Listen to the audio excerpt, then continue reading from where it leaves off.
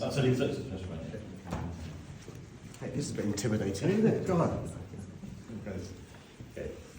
So, everyone, you know all the ground rules. You're the Sadiq cleaner. We're going to come to you first, mate. Yeah. How did you manage that? How did you manage to go first, man? How much does that cost you? Hi, Good to see you, man. Mayor Khan, shall I say? Obviously, it's fine.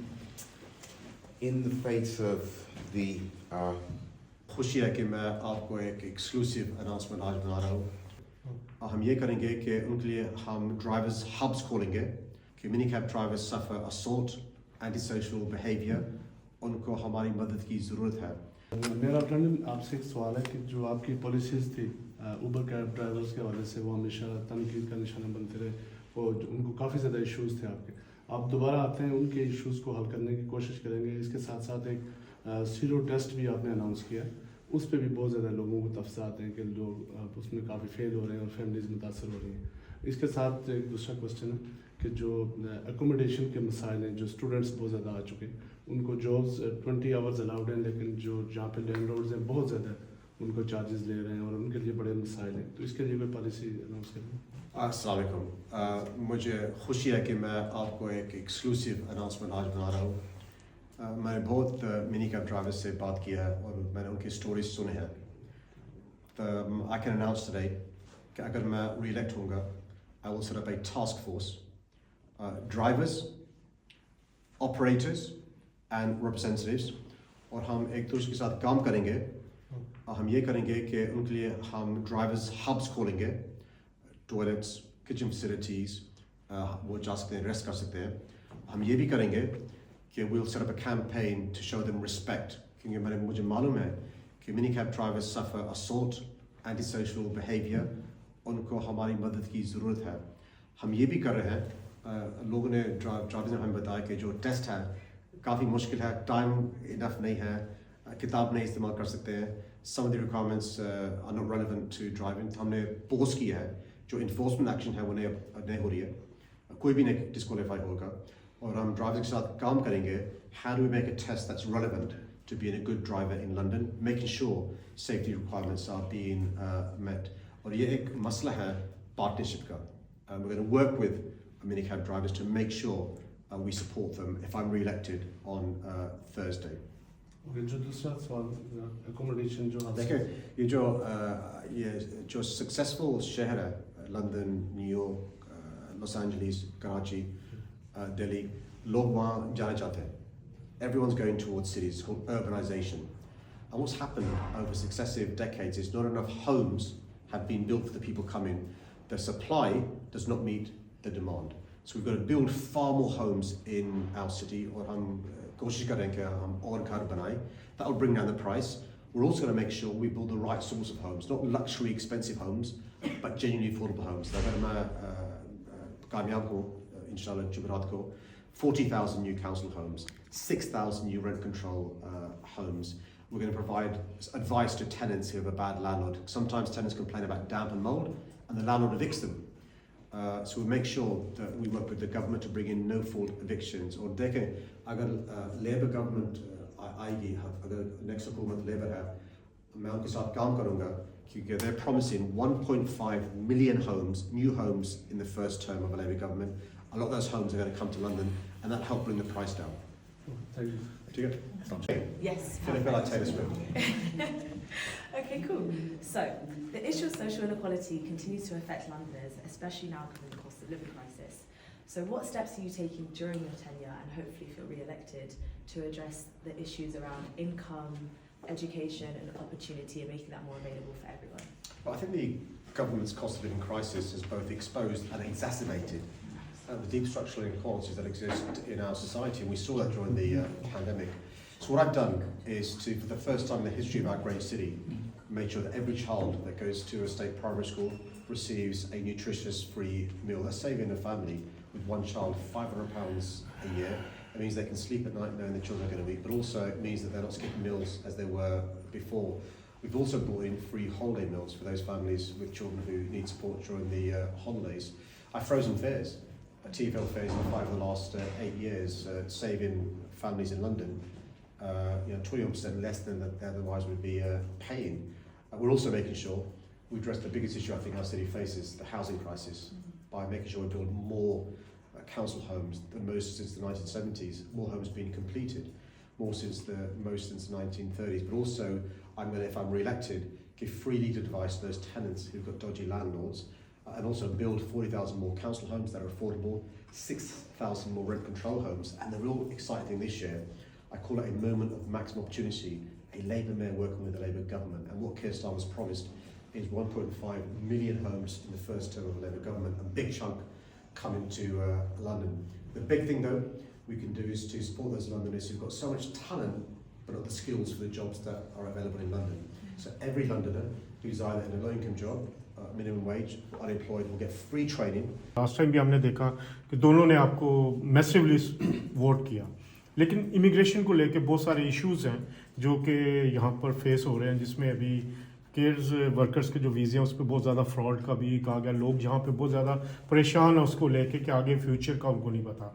एक तो मेरा ये इस पर आपको question भी इसके ऊपर बतौर लंदन मेयर आपकी क्या पॉलिसी होगी, या क्या आप उन लोगों को जो रफ स्लीपिंग कर रहे हैं, बहुत सारे लोग इस वक्त खाने तक को लेके परेशान हैं यहाँ पर जो साउथ एशियन रीजन के हैं। सेकेंडली, लंदन को इंटरनेशनल इन्वेस्टमेंट के लिए पहले लोग काफ़ी आते थे, लेकिन पिछले कुछ सालों से जो वीज़ा थे, इन्वेस्टर वीज़ा, वो भी बंद हो गए हैं। तो बहुत सारे लोग पूछते हैं पाकिस्तान से, इंडिया से, क्या हो can come on investor visa, क्या लंदन स्टिल ओपन है बिजनेस के लिए? But I'm really proud of our history as a city. London is an international city. We're a global city. आप देखें हमारी जो हिस्ट्री है, बहुत जो सबसे कामयाब मुल्क हैं और शहर हैं, they're on a river. Why they're on a river? Because that's how people used to come.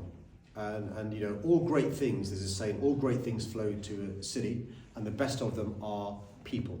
And so I'm really proud that over successive centuries, migrants have contributed to London being the greatest city in the world. Romans, Anglo-Saxons, Normans, most recently over the last 150 years, the Irish community, the Windrush generation, those from the subcontinent, those from countries in Africa, those from Eastern European and so forth. And they help our city be diverse. आप देखें इस शहर में यहूदी हैं, ईसाई हैं, मुसलमान हैं, हिंदू हैं, सिख हैं, बुद्धिस्ट हैं. They all contribute towards our city. But this government has policies that are anti-immigration. They want to send people to Rwanda who may be refugees and asylum seekers. I think it's callous, I think it's cruel, I think it's expensive, I think it's unworkable. And they're doing this because what डरते हैं अपने own MPs say, they're scared their own MPs. This policy won't work, but also they don't recognise we need talent to survive. There's a skills shortage. 7 out of 10 businesses in London have a skills shortage. There's vacancies in healthcare, social care, in police, in probation, in prisons, in fintech, in hospitality and other areas as well. So we need to train up our people, but also recognise good migration is important to the success of our city. और मुझे ये फिक्र है कि जो हुकूमत के जो policies हैं, it can lead to people having views that are not nice, some views that are anti people of colour, because they think that everybody is trying to come here just to claim benefits. That's not the case. Nobody comes here who's young to claim benefits. They come here to work, to fulfil their potential, to contribute. Or अब ये देखें, the Windrush generation, when they came here, they worked in hospitals, they worked in public transport, their children helped build our city. The same goes with the Pakistani, Indian and other communities. And we've got to remember our history and not allow them to divide us. We are the 5th richest city in the world, the 6th richest country in the world. The reason people are sleeping rough is because of government policies, not building enough homes, genuinely affordable homes. The reason why people can't get healthcare, not because of immigration, we're not investing in the NHS. The reason why people can't get decent housing, it's not because of immigration, we're not building enough homes. That's why this year is really exciting. We could have me return to City Hall as the Labour Mayor and a Labour government. Only once in the history of our city has there been a Labour Mayor and the Labour government. I'm looking forward to, inshallah, this year, both happening again. Manifesto affect the Muslim communities in London? That's like my manifesto is to help improve the lives of all Londoners. Over the last 8 years, I've sought to be a mayor for all Londoners, whether you're Muslim, Jewish, Christian, Hindu, Sikh, Buddhist, member of an organised faith or not. I know many Londoners who are Muslim suffer real challenges in relation to not having their potential fulfilled because they're going hungry at school.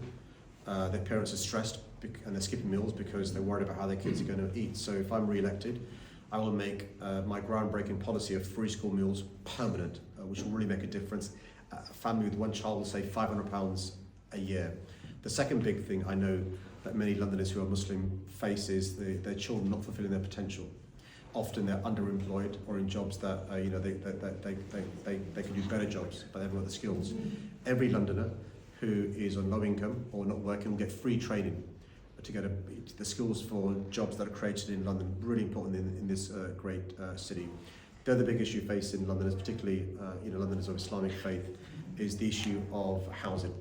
And so we need to build far more homes in our city because often people from minority communities want to live near a mosque, near halal food, near places where there are other people like them. So they for a variety of obvious reasons, and they're priced out because there's not enough houses. So we're going to build at least 40,000 council homes, at least 6,000 rent control homes. But if later on this year a Labour government's elected, working with the Labour government, they've promised 1.5 million homes across our city. A lot of them will come to London. And the final thing to say in relation to Londoners who are Muslim is, look, one of our strengths is our diversity. It's something I'm really proud of. I've organised, since I've been mayor, events like Eid on the Square, Ramadan nights, and so forth. Why is that important? It gives a sense of belonging. And so as long as I'm mayor, I'm going to carry on trying to unite our city, rather than if the Conservative wins, somebody who I fear could divide our city. So as you mentioned, unity is very important. So if you're elected, how would you maintain this unity between all communities, including the Muslim communities in London? The first thing is we must never be complacent. Look, in my view, one of the reasons why Donald Trump won in 2016 was because friends of mine, people in America, were complacent, thinking that we've made progress, we're going to carry on making progress. And the frustration we had was the lack of pace in progress, and lo and behold, it went backwards, right? I think the same's happening here. Over the last 8 years since I've been mayor, I think I've had 5 prime ministers, Cameron, May, Johnson, Truss, Sunak. That instability leads to problems. And they've also used policies to divide our communities, pitted north versus south, old versus young, some communities against the other. That's why we've got to be vigilant, and we've got to work really hard to be friends of our neighbours, provide allyship. And one of the things I'm really proud of is how Muslims and Jews work together, or Hindus and Sikhs work together, or Christians and Muslims work together, and so forth. That's a really good model. I was last night at London Citizens, and on the stage was a rabbi and a Muslim leader working together to support asylum seekers, working together with Christians and others to have more housing in London. And that's the sort of teamwork I want to see in our city. And my last question, if I may. So to tackle the crime problem in London, do you have any practical steps to tackle that? Look, I'm somebody who was a member of Parliament for 11 years and been mayor for 8 years, and I've met too many victims of crime. I've spent too much time with bereaved families. It's heartbreaking. And what I'm clear about is what are the complex causes of crime? Not excusing it, what are the causes of crime? Deprivation, poverty, alienation, lack of opportunity. And they've got worse over the last 14 years because of government cuts. So we've got to be tough on the complex causes of crime, invest in young people, invest in youth clubs, invest in after-school clubs, invest in mentoring, invest in public services. That's the causes of crime, but also we'll be tough on crime, more police, really important to keep people safe. We're using now a public health approach. Treat violent crime like you would an infection. Treat the infection with medicine, stop it spreading, but stop the infection occurring in the first place. That's why we've got to make sure we do with prevention, as well as making sure we tackle those perpetrators. I don't think crime is inevitable, crime is preventable. Thank you so much. Thank you. We're going to put words on our social, yes. Hello, Sonia from Local Radio. Good to see you. Am I looking at you or looking at... Looking at me, Okay. and then he will film for us.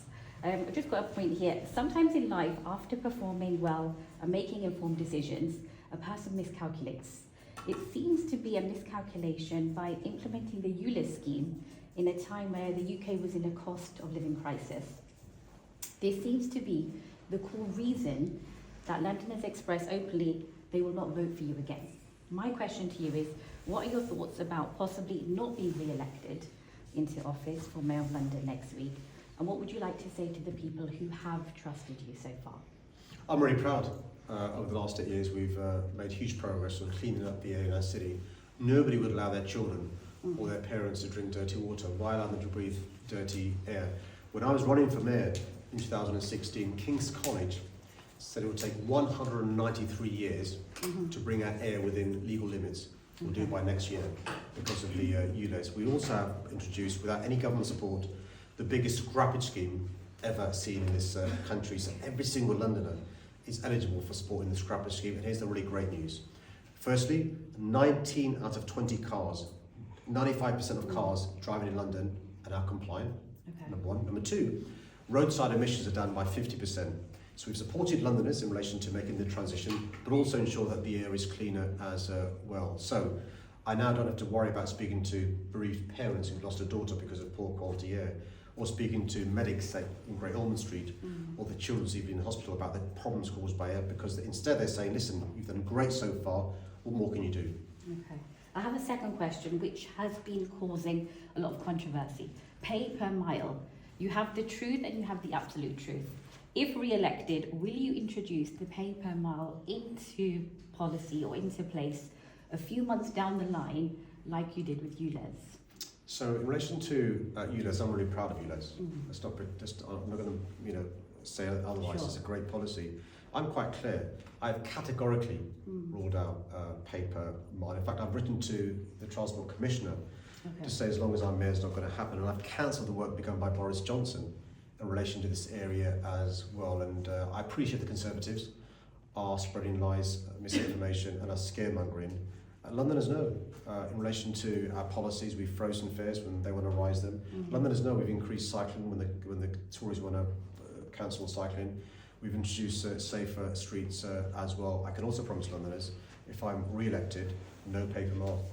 Okay, thank Brilliant. you for that. Thanks very much, everyone. That isn't the situation, but you're right to raise the issue of public safety, and it's really important that everybody, not just the police, everybody works together to make sure that the issue of overcrowding and crowding doesn't lead to big problems. At the same time, making sure it's a good experience. Look, we know Carnival's fantastic, but the success leads to challenges.